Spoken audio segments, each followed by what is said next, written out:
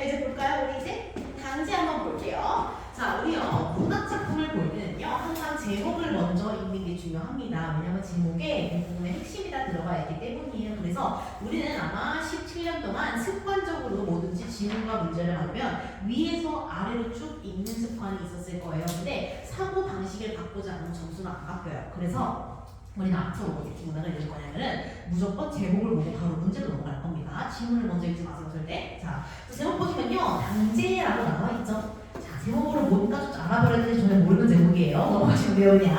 자, 그리고요 문학에서 우리가 볼만한 것들이 뭐가 있냐 문제에서 먼저. 자, 27번 같은 게 바로 우리가 문학을 해석하는 키라고 보시면 돼요.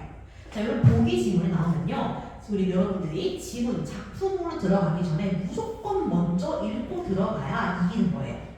이게 정보니까.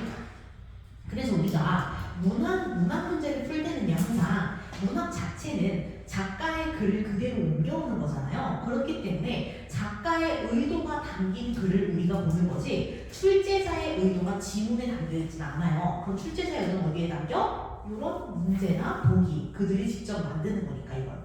의도가 들어갈 수밖에 없는 겁니다. 그리고 지문에서는 앞부분의 줄거리, 이런 줄거리처럼 출제자가 직접 타이핑하는 부분들 그런 게 다 의도가 들어가는 부분이라고 보시면 돼요. 그래서 우리는 본문 들어가기 전에 이런 문제를 통해서 의도, 정보를 파악을 하고 그 다음에 앞부분의 줄거리 읽고 다시 한번 정리하고 바로 그때부터 원문으로 들어가도 될 겁니다.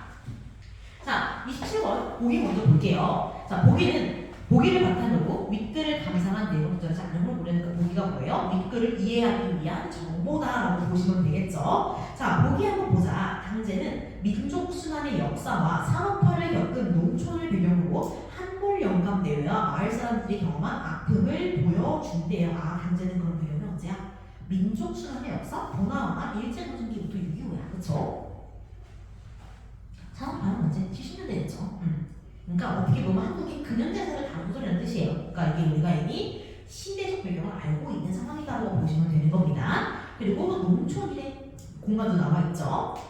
한몰 영감 내외 주인공이 있죠. 등장인물들 마을 사람들이 경험한 아픔을 보여준대요. 이게 바로 이 글의 내용이라는 거죠. 자, 아리와 같이 이 작품의 주축은 역사와 신앙이래요. 보시면요 내용가 나와 있죠. 역사는 뭐야? 현실. 신앙은 초월적 세계. 그러니까 현실과 비현실. 초월적 세계는 뭐야? 다른 말로 하면은 신앙으로 인해 구현되는 종교적 세계로는 느낌이겠죠. 자, 초월적 세계에 대한 믿음을 통해 현실의 문제를 해결하고자 하는 사람들의 모습을 드러내는데 그러니까 뭐야? 열심히 기도해서 보고 싶어하는 거죠. 어떻게 보면. 그쵸?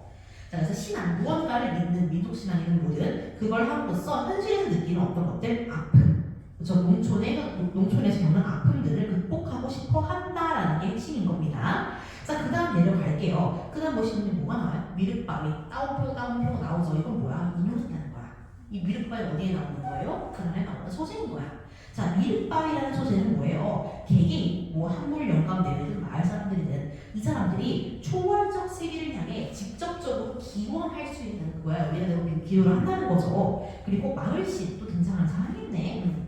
마을신에게 제사를 지내는 당제는 두 세계는 어디예요? 현실과 초월적 세계 두 개 있죠. 그래서 제사를 지내는 게 바로 뭐라는 거야? 당제라는 거야. 이게 이 글의 제목이었죠. 이 글의 제목은 뭐야? 마을신에게 제사를 지내는 이야기라는 거예요. 무언가 현실의 아픔이 있으니까 그걸 극복하기 위해 당제를 지내는데 그게 바로 이 글의 핵심이다라는 거죠. 자, 도깨비는 두 세계의 네 개자의 두 세계는 뭐야? 마찬가지로 현실과 초월.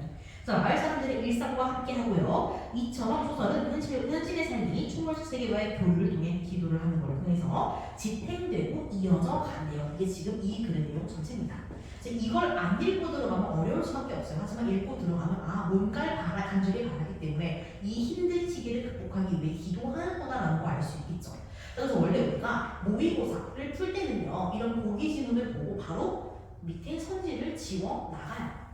그쵸? 특이하죠? 근데 내신은 아마 선생님들이 내는 걸 그럴 필요 없을 것 같긴 해요. 그래서 모의고사라는요 밑에를 보시면서 보기에 나와 있지 않은 말에 나오면 틀린 선지라고 보시면 되는 거예요. 그래서 보기가 나와 있는 선택지는 보통 전반부와 후반부로 끊을 수가 있어요. 어떤 느낌이냐면요. 이번 한번 볼까? 한몰떼기 순환을 겪을 때 미륵바위를 찾은 것은 여기서 끊어야 되죠. 앞에는 뭐예요? 작품의 내용. 뒤에는 뭐야? 보기의 내용. 이런 식으로 전반부와 후반부가 나뉘어서 전반부는 작품의 내용, 후반부는 보기의 내용이 나옵니다. 그래서 전반부가 틀린 거는 어떤 거야? 내용이 일치하지 않는 거야, 지문과. 그쵸? 그리고 후반부가 틀린 거는 뭐야? 보기에 없는 내용 또는 보기와 반대되는 내용이 나온 겁니다. 보통 후반부 오류가 훨씬 많아요. 그리고 어렵게 되면 연결 오류가 나오는 거고요. 자, 그래서 우리가 이런 문제를 모의고사에서 풀 때는요, 보기를 읽고 천지에서 전반부, 후반부 나눈 다음에 후반부의 내용이 보기와 일치하는지만 확인하시면 어느 정도 걸러낼 수가 있어요. 그쵸? 여러분은 다음 몇 번 골랐어요? 5번 골랐어요? 또? 4번이요? 또? 오케이, 정봅시다 그러면은. 자, 그럼 5번부터 볼까요? 후반부 볼게. 초월적 세계에 대한 믿음이 그들의 삶을 지탱한다. 이거 어디에 나온 보기의 마지막 줄에 나오죠. 초월적 세계와의 교류를 통해 지탱되고 이루어진다. 그대로 나와있으니까 일단 뒷부분은 맞는 말이에요. 그쵸? 위로 올라갈 때 4번. 산업화 시대에 농촌 사람들이 겪어야 할 앞에 이거 어디에 나와요? 보기에 맨 밑줄에 나오죠. 맞는 말이에요. 3번 한번 볼까요, 그러지? 현실과 초월적 세계가 교류한다. 그거 맞잖아요. 도깨비라는 말 나오잖아. 두세 개의 매개자라고. 그쵸? 둘이 교류하네요. 그럼 맞는 말이죠. 2번으로 가볼까요, 그럼? 초월적 세계를 통해 현실의 문제를 해결하고자 한다. 이거 어디에 나와요? 나오는 말이잖아. 네 번째 줄이 나오죠. 그 1번 한번 볼까요? 꿈이 소망을 이루어주어 초월적 세계를 구현한다. 이런 말 있어요, 없어? 뭐게? 꿈이란 말 있어, 없어? 없어도 왜 틀린 거네. 훨씬 쉽죠, 이렇게 보면. 앞쪽을 본 것 같아요. 앞쪽이 조금 더 보면 헷갈려요. 왜냐면 내가 지문을 다 알아야 뜻이거든요. 그래서 이렇게 보고 넘어가고 지문을 한번 훑어보시면 좋은, 지문에 들어가면 좋은 거죠. 우리가 정보를 알고 들어가니까 정리가 이때부터는. 그러면은 1번 보기는 확신은 해서 표현되면 되는 거예요. 그죠? 남편이 살아있다는 한몰되게 확신은 내용 부분이잖아요. 그쵸? 자, 그래서 쭉 읽으신 다음에는요, 우리가 바로 작품으로 들어갈 건데요. 자, 작품으로 들어가시면요, 이 작품도 어떻게 읽어주느냐? 이건 지금 앞부분의 줄거리가 없어요. 그렇기 때문에 우리는 잘린 부분부터 봐야 된다는 뜻이야. 그래서 읽으면서 재빠르게 배경이나 인물 같은 걸 파악을 해야 돼요. 근데 우리는 다행히 어떻게 했어? 보기를 통해서 파악을 했죠. 자, 들어봅시다. 그 아이는 안 죽었소. 누가 내린 자신이라고 하면 쉽게 좋을 것 같소. 틀림없이 미륵보살님이 지켜주어 준비해 보나마나 신앙 가지고 있는 거잖아. 그쵸? 무엇이라고? 함께 갔던 친구가 하는 말인데 그러면 그 녀석이 거짓말했단 말이야? 그런 거야. 자식이 죽었는데 그걸 누가 말해준 거야? 친구가 말해줬고 부모님은 그걸 안 믿는 상황이죠. 미륵보살님에 대한 신앙을 바탕으로. 자, 어젯밤 꿈에도 그 아이가 저 건너 미륵바위를 세졌대. 미륵바위 아까 보기에 나왔죠? 꼭 옛날 당신이 진흥 가셨을 때 미륵바위 곁에 서 계셨던 건 멘티로 그랬던 것처럼 의젓하게 서서 웃고 있었대. 그럼 뭐야? 이 얘기가 나와야죠. 옛날에 어떤 일이 있었길래 이 꿈을 꾸고 나서 아들이 살아있다고 친구의 말을 의심하면서까지 믿고 있는지를. 그쵸? 자, 무엇이? 옛날 진흥 갔을 적에 인자 꿈에 내가 미륵바위 곁에 서 있었던 건 멘티로 이렇게 나왔네. 그럼 한몰댁이 누구의 인자인 거야? 영감의 인자인 거네. 그럼 둘이 부부네요. 그치? 한몰댁이 여자의 영감이 인자죠. 인물 나오면 동그라미 하세요. 한몰댁 동그라미, 영감 동그라미. 그러면서 할멈은 건너다 봤대. 할멈이 누구야? 한몰댁이겠죠. 그때 일은 너무나도 신통했다. 언제 일이겠어? 꼭 옛날 당신이 진흥 갔을 때의 일이겠죠.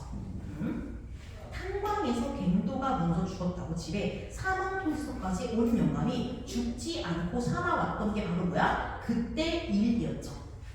그때 일이니까 이게 뭐예요? 미륵바위 곁에 서 있었던 꿈을 꿨던 그 날이겠죠. 그럼 뭐예요? 미륵바위 곁에 서 있는 꿈을 꾸는 그 사람이 사망 통지서가 날아와도 살아있다는 뜻인 거잖아요. 그런 희망이 있는 거잖아요. 그렇죠? 우리 기억봤죠? 기억봤으니까 바로 어디로 가? 26번으로 가서 풀어야지. 한몰 영감을 해서 내용은 뭐예요? 4번이죠. 죽었다 생각했지 하지만 아니라는 거. 그렇죠? 4번 고르셔야 되죠. 자, 그럼 우리 4번까지 가서 흐름이 끊긴 김에 뭘 봐야 돼? 25번 봐야 돼. 그렇지? 25번은요 지금 우리가 이건 문학 개념 문제예요. 그래서 문학에 정해져 있는 개념을 다루는 문제죠. 그래서 보시면 이게 수험일보에서 진짜 많이 나오는 형태의 문제예요. 문학 개념 문제가. 잘 알아두셔야 돼요. 첫 번째, 방언을 사용하여 대화를 실감나게 전달한다. 방언은 뭐야? 사투리. 사투리 나오면은 맞는 말 엄청 많이 나왔죠? 동그라미 하시면 되고요. 자, 그래서 방언을 사용한다는 건요, 애써서 표준어로 말을 바꾸지 않았다는 거잖아요. 그렇기 때문에 당연히 어때 대화가 실감날 수밖에 없어. 그 집에서 막 하는 것처럼. 그렇죠? 그 뒤에는 당연히 맞는 말이에요. 앞에가 맞으면. 이렇게 동그라미 하시면 되고요. 또 볼만한 게 뭐가 있냐면 먼저 볼만한 게 리을 같은 거예요. 주인공이 서술자가 된다? 그럼 뭐야 이거? 1인칭 주인공 시점이다라는 거예요. 그래서 서술자가 등장인물이면 1인칭 아니면 3인칭이잖아요. 근데 이건 주인공이라고 했으니까 1인칭 관찰자 주인공 중에 주인공이 돼야겠죠. 그렇죠? 자, 1인칭 시점이 나온다는 건 뭐냐면요. 글 안에 나, 우리 같은 1인칭 말이 나와야 한다는 거야. 근데 나왔어 안 나왔어? 안 나왔죠. 그럼 이거 3인칭이잖아요. 3인칭 관찰자 혹은 전치사 착각했죠. 그러니까 이거 리을은 틀린 거야. 그렇죠? 리을을 다 지우고 기억에 해당하는 답을 고르면 1번밖에 없어요. 그럼 우리는 지금 지문을 앞부분만 읽고도 나머지를 풀 수 있었던 거예요. 사실은. 그렇죠? 이렇게 푸시면 조금 빨리 풀 수 있어요. 그래서 늘 보기를 먼저 읽고 후 초반부를 읽으면서 정보를 최대한 많이 가져가면 좋다라는 겁니다.